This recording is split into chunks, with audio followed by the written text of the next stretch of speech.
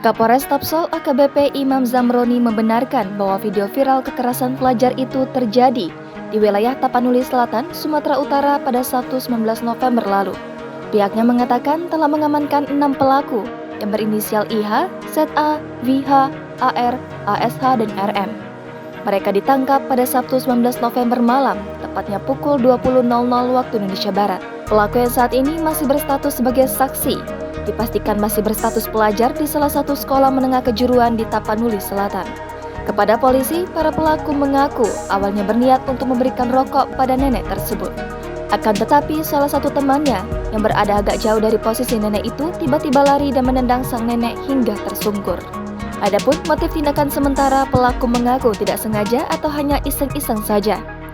Bahkan mereka mengaku tidak ada niat untuk melukai korban.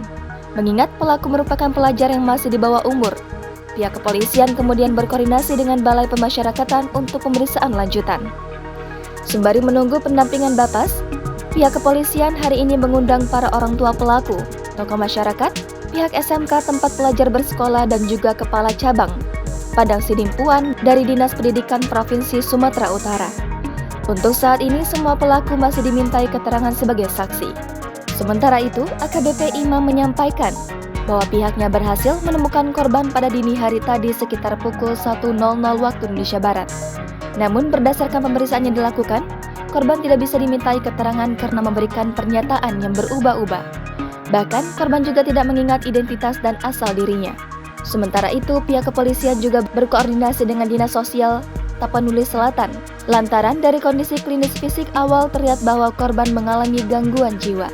Adapun untuk memastikan tingkat gangguan jiwanya, AKBP Imam mengatakan bahwa korban akan diperiksa di Rumah Sakit Jiwa Medan bersama dengan Dinas Sosial Tapanuli Selatan pada Senin 21 November 2022.